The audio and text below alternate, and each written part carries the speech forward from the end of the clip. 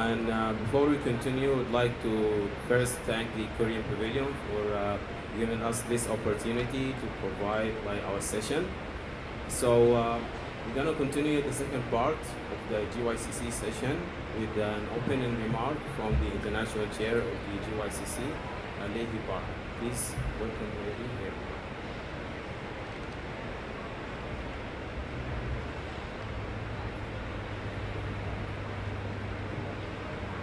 All right, thank you everyone. Thank you Korean Pavilion for hosting us, and welcome to GYCC and YNET Youth Session here at COP30. My name is Leahy and I serve as the International Chair and co-leader of GYCC. It's an honor to open the space along with youth representatives across Vietnam, Korea, and Latin America. This session exists only for one reason. The world is full of youth solutions, but the systems supporting them are still catching up. And what we would love to do is we would love to talk with you and collaborate with you and hear your feedback on how we could further go into 2026 with our collaborations. Okay. Moving forward, we will have the GYCC introductions. As some of you have already heard, we are GYCC Global Youth Climate Challenges. Please take a moment to take a look at the QR code. You'll have our link tree that has our website, our Instagram, and policy proposals, youth declarations up as well.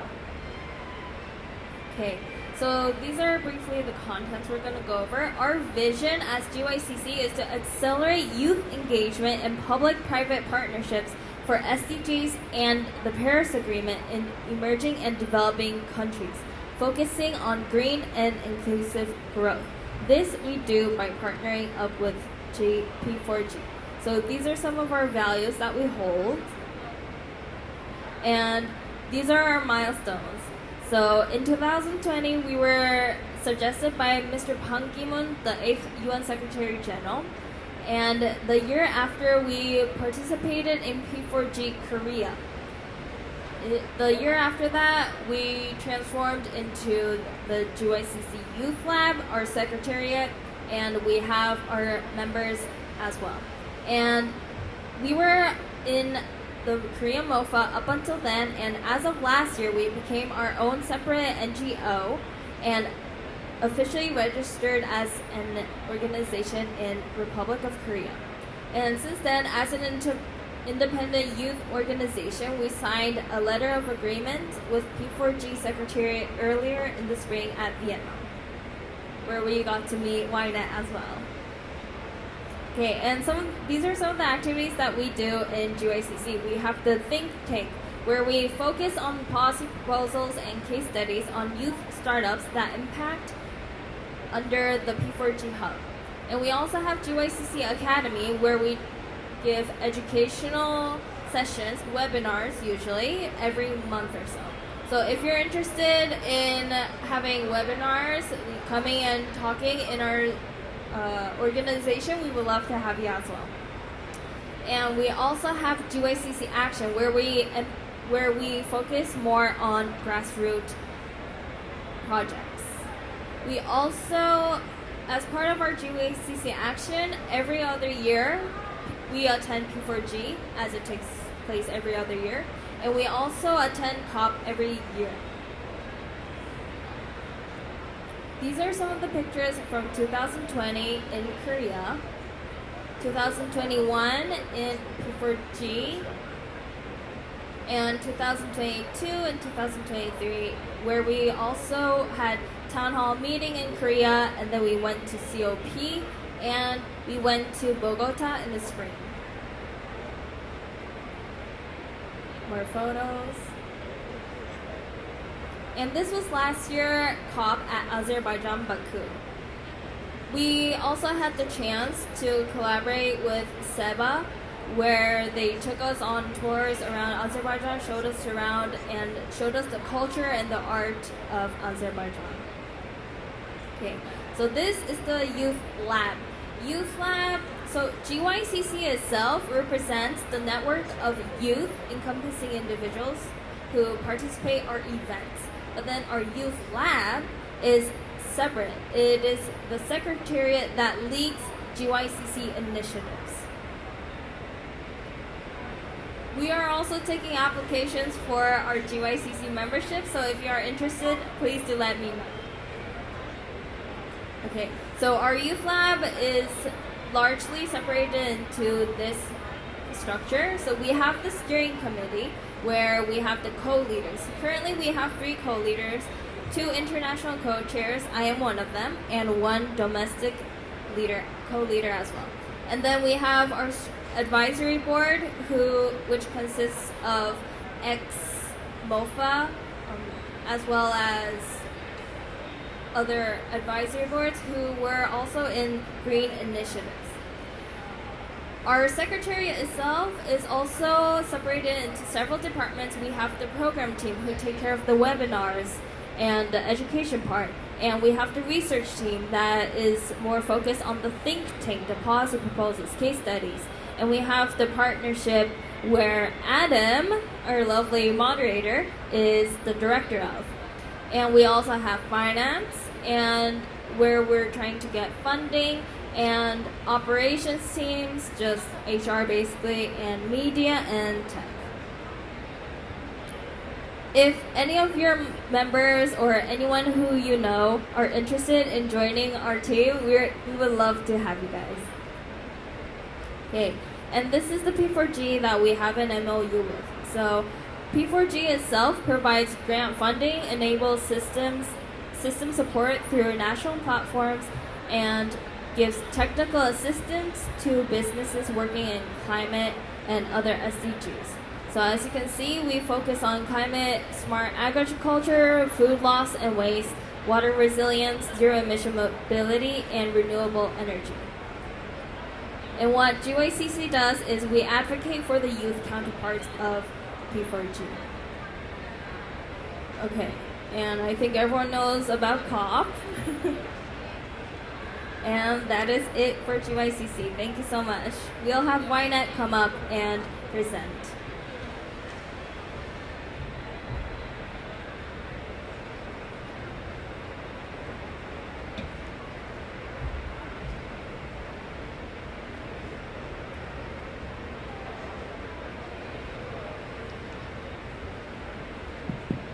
So we're going to have one of our amazing partners from Vietnam. They're really doing a very amazing job there. We have been knowing each other for over like 2 years. We have met in the last P4G. So please welcome with me like Ynet.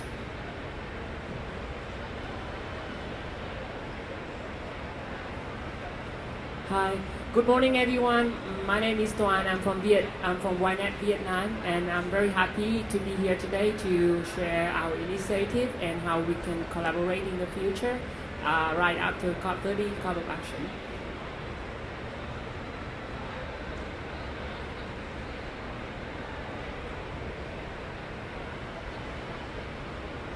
So my presentation today will focus on our work where we build a community of climate leaders.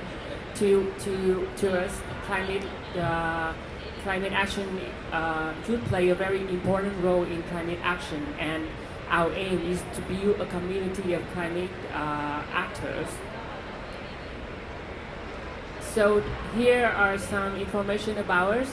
It's quite similar to GYCC. We was established by UNDP in Vietnam and Ministry of Environment and Natural Resource.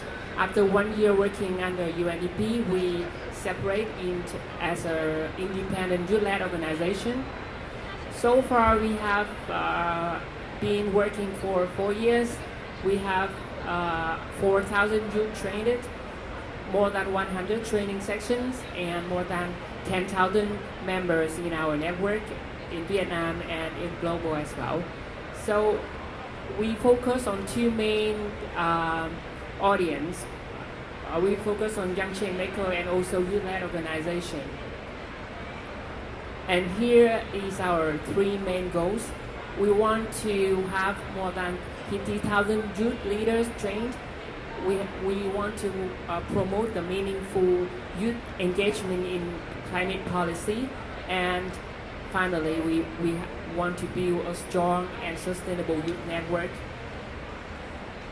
So here I want to introduce one of our recent activity, which will focus on the youth leader who are playing the leadership role in youth-led organization in Vietnam. We gather 30 leaders. We organize 7 online training modules and a 3-day boot camp. After this, we build a strong community of 30 youth leaders come from 30 youth organizations. So that's the reason why we want to focus on the youth leader, is that they are the decision-making person. So they can foster the action and the collaboration between different organizations. So after this is one of the outcomes of the program.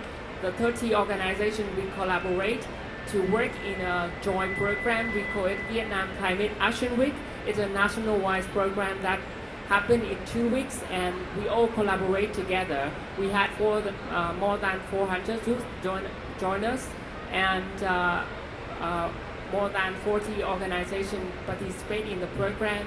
And after that, we create one youth climate action roadmap where all the youth organizations in Vietnam will collaborate together to take action after, like in the next 5 years. Yeah, so I just want to highlight that youth collaboration, youth partnership is very important, and when young leaders choose to lead together, we don't just add our impact, we multiply it. So yeah, thank you for listening to my presentation, and I really hope that after COP30 we can connect and collaborate in the future, just like the way we made a GYCC in P40 and then we propose a collaboration at COP30 this year. So I really want to have more collaboration happen after COP30 this year. Thank you.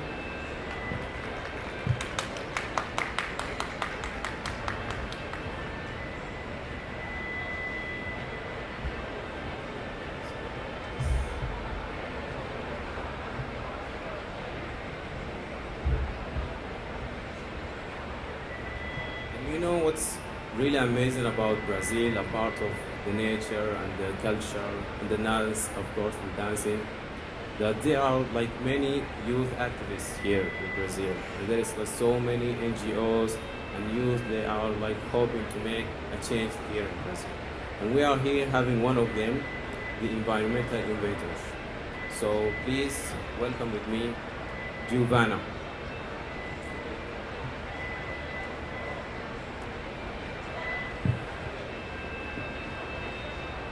Good morning, everyone. It's a pleasure to be here. Thank you for the GYCC for invite. The young on Brazil is a lot of diverse, and being here representing youth in Brazil, it's a great thing to me. And well, I am a young peasant woman from the countryside of Brazil. I live in the rural area with my family in a settlement of MST. I don't know you even know this movement, but it's a movement of the landworks in Brazil. And I am a biologist, a specialist in sustainable projects and environmental innovations. And I completed my postgraduate in the studies of project management. And I am research student at my university, UFPR, in the south of Brazil, the Federal University of Paraná, in collaboration with Federal University of Pará here in Belém.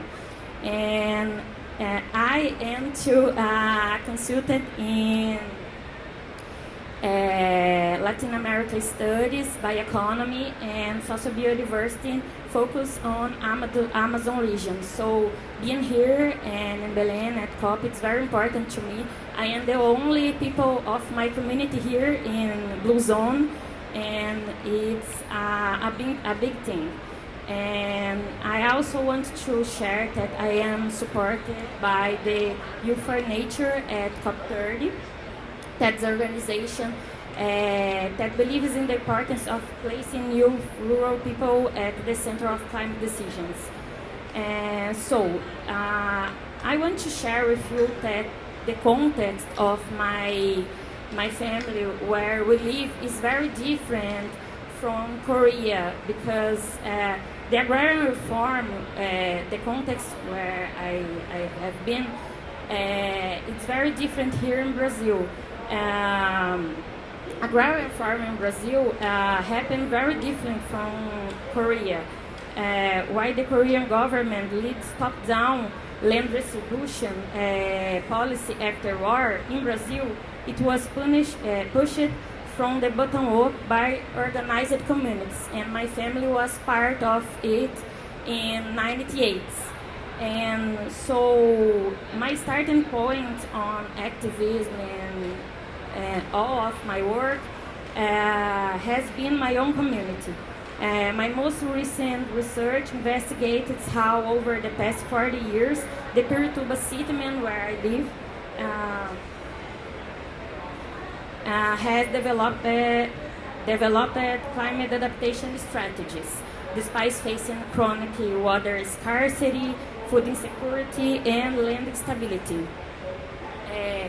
What I found in my research is that even with limited resource, cooperation among families, agroecological transitions, and partnerships with universities have collectively supported your local climate resilience. I search climate resilience in my territory.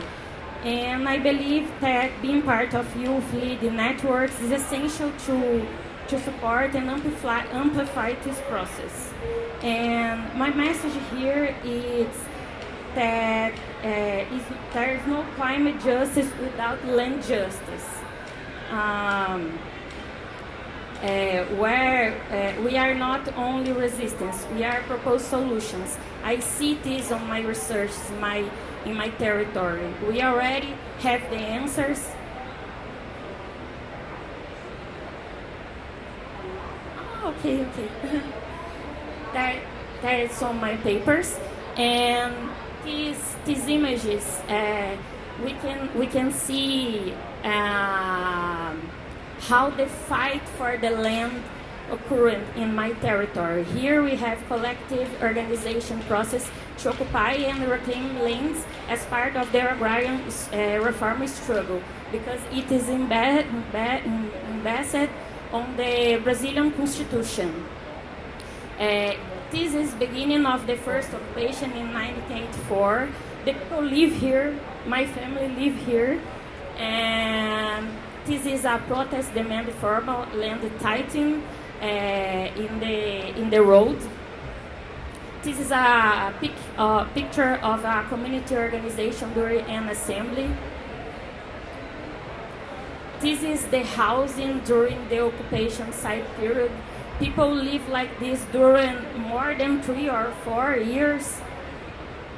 And this is children at play in the occupation site. My mom was a child during this time. This is the policy monitoring the occupation site. It's a very violent situation for us.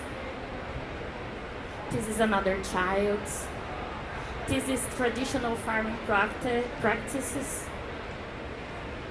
The landless workers, how we call, in Portuguese we say sem terra, which means without land. And this is my settlement now. Now we have access to the health, to schools, to food. It was a fight, but now we have security to be in the territory. And what I will say to, like a final message, is we are not only resistance, we are propose solutions, building pathways for just transitions, and showing that another model of development is possible, one that starts from the territories. Thank you.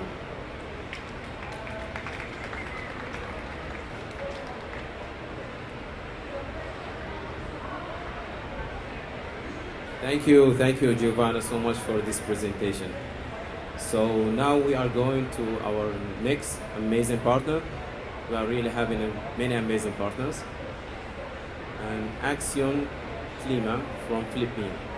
Please help me welcome.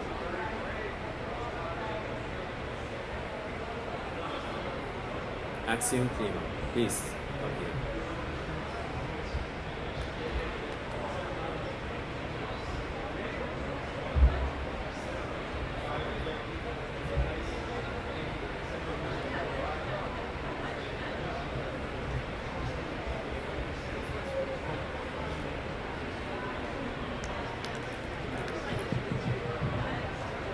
All right. Good evening, everyone.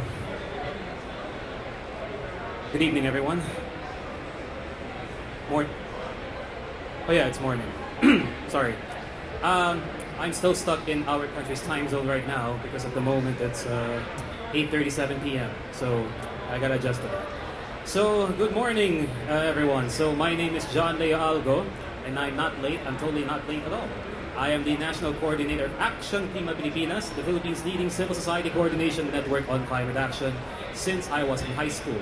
And at the moment, I would like to share briefly with you for about 5 minutes our initiatives in the Philippines on climate action involving the concept and the principle of intergenerational justice. So I'm not quite sure how the Philippines is being reported in the global news in the last couple of days, but if I'm going to take a guess, probably has something to do with the fact that for the second straight climate negotiations, just like in Baku last year, our country was hit yet again by rapid succession of typhoons and super typhoons. Not just typhoons, super typhoons for the past couple of weeks again. So that is obviously a bad indicator of the kind of risks that our country faces due to the climate crisis. And that is why, for our country, we regard the year 2025 not just as a critical year for climate action because it's the 30th COP, but also because we have a lot, and I mean a lot, of climate policy developments that we have to deal with in just a span of 12 months. So just to give you an example of who we are as a network, there is 48 members, but I don't think you really care much about that. So this probably what I wanted to show you more. So all of these are either being developed or updated in the past 11 months. And there's still one more month to go, even though it's Christmas time. So if you look at the graph right here, you have, of course, updating the NDC at the top. Nature-based solutions, our policy on that is being developed as well. We also finalized our country's biodiversity strategy action plan. And of course, that is an acknowledgement of the growing need to formally connect climate and nature work streams under the UNFCCC and the UN Convention on Biological Diversity. Energy transition, active transport, certain legislation in our parliament. We also host the board of the funding for responding to loss and damage. We're going to have 2 critical board meetings next year in the Philippines that will decide the long-term future of the loss and damage fund. But that's another story for another side of it. And then you have a bunch of others. We also host the ASEAN next year. A lot of things happening in our country in the next 11 months. And we need to deal with every single one of them because, as the saying goes, we are one of the most vulnerable countries in the world to the climate crisis. So, what is the role of civil society? What's the role of young people in all of these events that's happening in such a short period of time? With a big question mark over here. So, just to give you an example of what our network has done in the Philippines regarding our NDC updating. At the moment, our NDC target in the Philippines, technically it's supposed to be the 3rd. For us, it's only our 2nd. Don't ask why. Because our target right now in the Philippines is to mitigate our emissions by 75%. relatively ambitious compared to a bunch of other countries.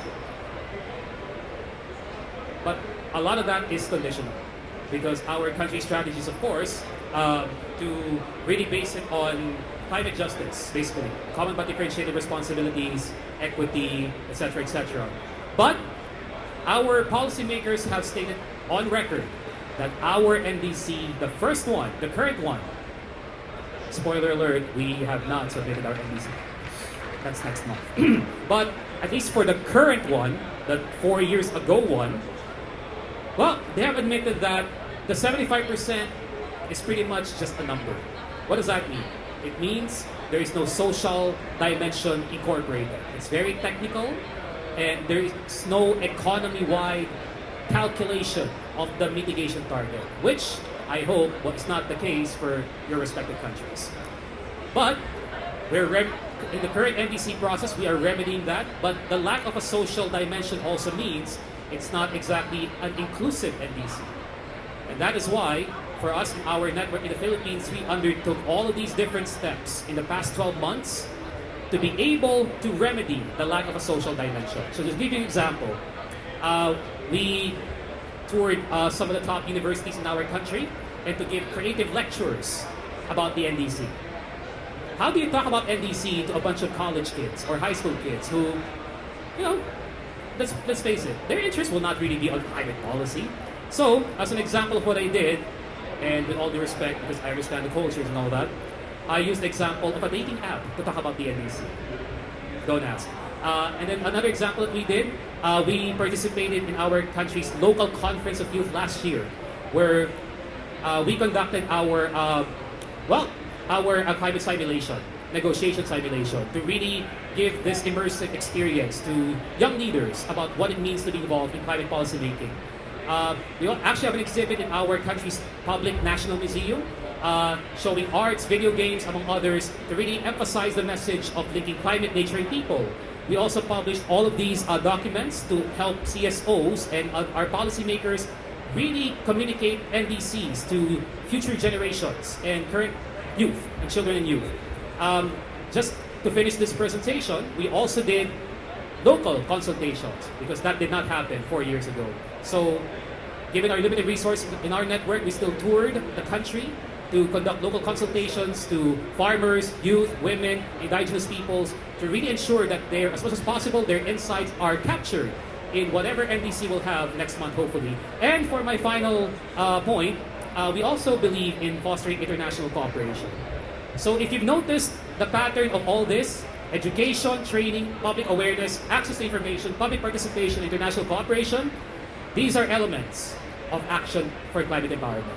So this is also an example of how we can incorporate COP or UNFCCC principles at the global level and integrate it into our work climate-wise at the national and sub-national levels to ensure that we not only incorporate intergenerational climate action and justice, but in the course of accelerating climate action, no one is left behind. Thank you very much.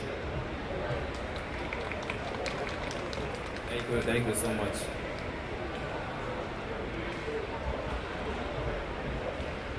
Please, let's just provide another applause of gradation for all our participants today.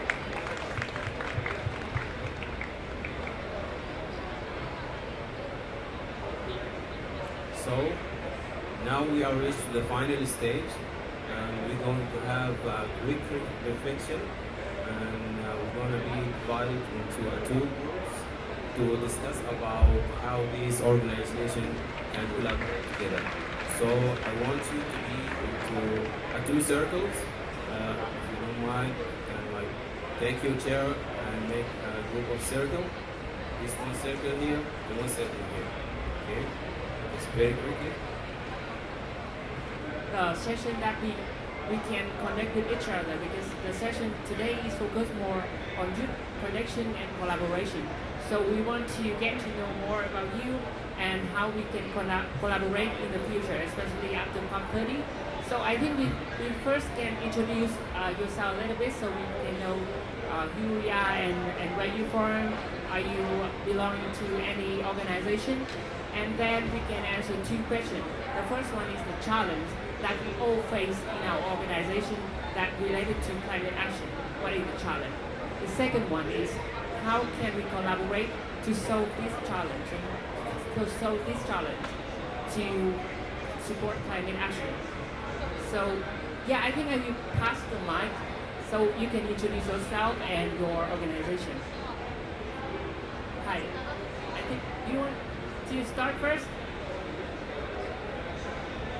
You can speak in Portuguese and someone can try to translate.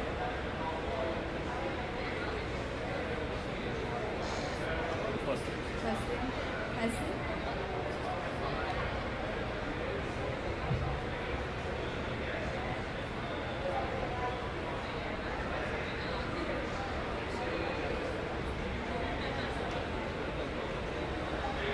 Olá, meu nome é Gleison, tenho 26 anos, sou natural daqui mesmo, do estado do Pará.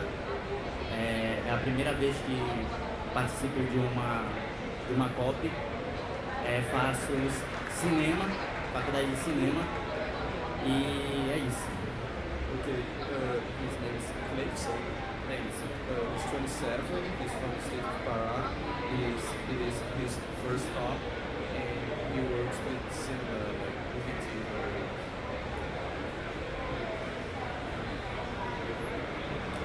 Good morning, everybody. My name is Bruna, and I'm from here, Belém, Pará.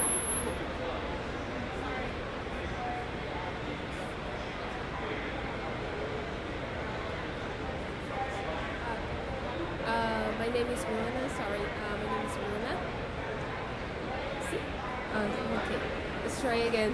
Hello, good morning, everybody. My name is Bruna.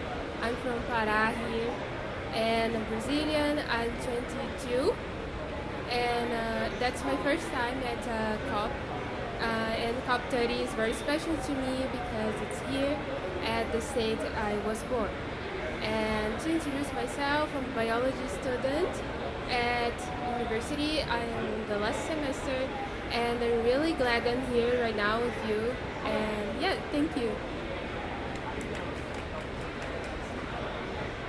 Hi everyone, I'm Bruno. I'm part of Eco pelo Clima, which is part of Fridays for Future Network. I'm from Rio Grande do Sul, which is the southernmost state in Brazil. I graduated in physics engineering, and now I'm doing my master's in eco design. So that's it.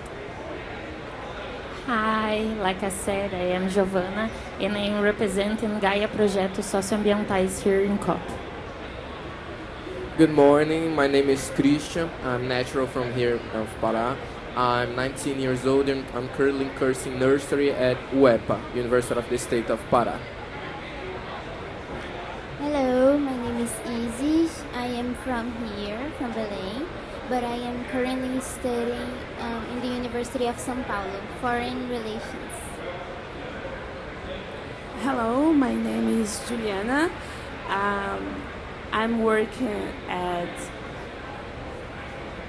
Pará Federation of Livestock and Agriculture, but here at COP I am a volunteer, but my dream job is be a diplomat, and I am studying to be a diplomat and become one day, so I will be at COP not as volunteer, but one of the negotiation persons. And I'm really glad that I am here, and thank you for this moment. Okay, xin chào. Hi, I'm Chum. I'm 22 years old. I'm currently a researcher and also climate project assistant at Mekong Institute, Cần University, and also youth advocate of Zen Zero. So I'm very honored to be here and to share the story of Mekong youth in Vietnam. And thank you so much. Hello, I'm Rafaela. I'm from Brazil. I live in the state of São Paulo, in the das Artes, a smaller city near São Paulo. I'm part of a very old environmental organization in Brazil, but it's quite small, called CI, which is Ecological Society of Friends of Embu. And I'm here mostly as an observer and also to learn more about how to engage youth and also about adaptation, which is one of my main focus on the negotiations. Yes, I am Adam. Thank you very much. I'm I'm part of GYCC members. I'm the partnership director. So yes, happy to have you all here today. Yeah. Hi, I'm Leahy Park. I'm the co-leader and international co-chair of GYCC. Thank you. Yeah, all of you know me already. I'm Tuan from YNET Vietnam. So because we are run out of time, we keep these two questions for you. So after this, you can answer the question about the challenge and how we can collaborate to solve the challenge. And also, I encourage you to put your name, your organization, and your email in the answer. So after this, we can connect with you and see how can we collaborate after this. I'm very happy that we have so many Brazilian friends here, so we can collaborate like all over the world. So to end this, I invite you to join it as a group photo in the stage. Yeah.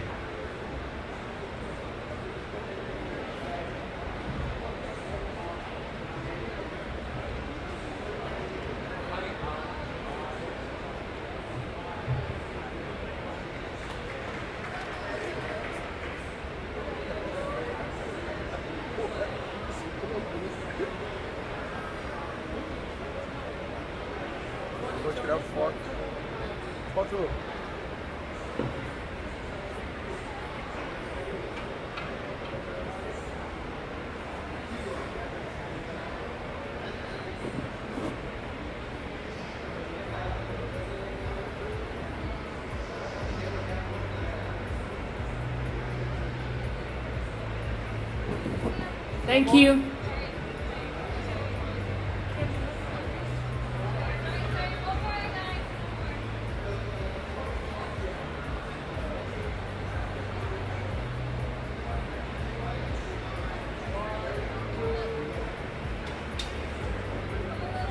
Shrink a little bit, yeah.